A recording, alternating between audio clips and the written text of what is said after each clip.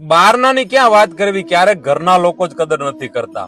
અને જ્યારે કદર ન થાય ને ત્યારે ચમત્કાર દેખાડવો પડે. એક માણસ ઓફિસેથી ઘરે આવ્યો, 1 જ મિનિટની આ વાત છે.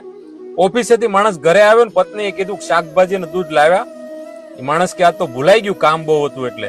એની પત્ની કે એક કામ યાદ નથી રહેતું, એક કામ ઢંગનું તમે નથી કરતા. એનો છોકરો બોલ્યો મમ્મી તારી સાચી વાત છે, પપ્પાને કઈ યાદ જ નથી રહેતું.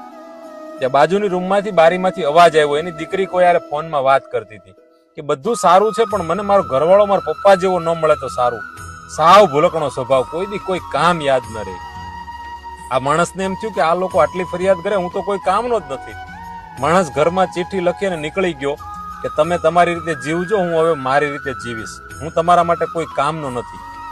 તો આ લોકો કઈ કાંઈ વાંધો નહીં, 15-20 દિવસ તો જવા દીધા. પણ 1 મહિનો દિવસ થયો ને પછી ખબર પડી. કારણ કે લાઇટના બિલ, કરિયાણાના બિલ, છોકરાની ટ્યુશનની ફી, દીકરીની કોલેજની ફી, આ બધી માંગણી થવા મળી. ત્યારે ખબર પડી કે ઓહ આ તો પપ્પા હતા ઘરના મોભી, ત્યારે આ બધું થતું હતું. આખું ઘર આ માણસને ગોતવા નીકળ્યા કે માફ કરજો અમારી ભૂલ થઈ ગઈ, અમે તમારી કદર ન કરી. ત્યારે આ માણસે કીધું કે હવે સમજાણું ને, હવે કદર થઈ ને, ચાલો ખુશીથી રહેશું. એટલે મિત્રો આ વાત બધાને નથી લાગુ પડતી, પણ વાત સમજવા જેવી છે. ક્યારેક પોતાના પણ કદર ન કરે ને તો બારકા તો ક્યાંથી કદર કરે ને, જ્યારે કદર ન થાય ત્યારે ચમત્કાર દેખાડવો પડે.